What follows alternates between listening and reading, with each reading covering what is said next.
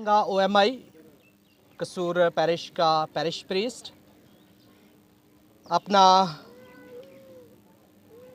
इजहार यकजहती तमाम जड़ांवाला के मोमनीन के साथ करना चाहता हूँ।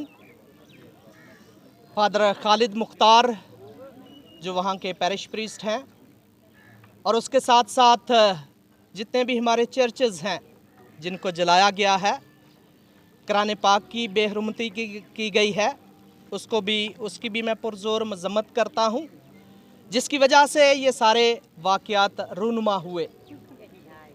तो मैं जो समझता हूँ कि जहाँ पर हमारी कमी है, जो भी हमारी इबादत गाहें हैं, वहाँ से मोहब्बत का, बर्दाश्त का पैगाम जो है वो जाना चाहिए।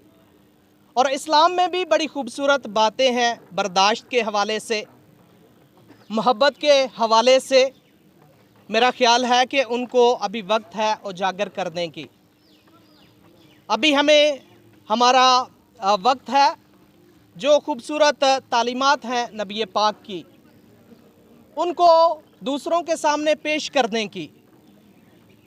तो इन दिनों में मीडिया पर मज़म्मत की जा रही है और साथ ही साथ ये खूबसूरत तालीमात जो है नबी पाक की वो भी सामने आ रही हैं।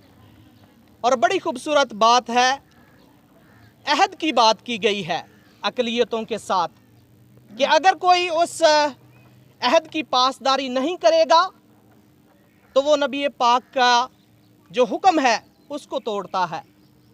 तो मैं समझता हूँ कि हकीकी तौर पर अगर हम बताना चाहते हैं, दिखाना चाहते हैं कि हम हकीकी मुसलमान हैं, तो नबी पाक की जो तालीमात हैं उनको हमें सामने लाना है, उनके मुताबिक हमने ज़िंदगी बसर करनी है।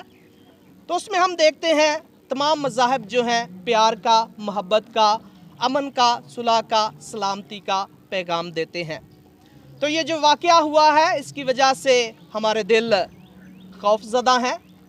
लेकिन आज की ये जो हम एहतजाज रिकॉर्ड करवा रहे हैं, ये इजहार यकजहती है उन बहन भाइयों के साथ भी जिनके कुरान पाक की बेहरमती की वजह से दिल आज़ारी हुई है, और उसके साथ साथ जितने भी हमारे मसीही बहन भाई हैं जिनके घर जलाए गए हैं, जिनके चर्चेस जलाए गए हैं और ईमान को ठेस पहुंची है। तो मेरा ख्याल है कि अगर हम मोहब्बत का पैगाम देंगे, मोहब्बत के साथ चलेंगे, बर्दाश्त के साथ चलेंगे, तो हम मुल्क की तरक्की के लिए अपना किरदार अदा करेंगे।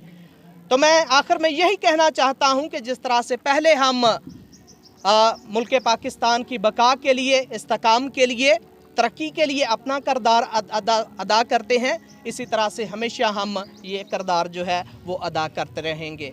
और मेरी दुआ है कि पाकिस्तान जो है वो तरक्की करे।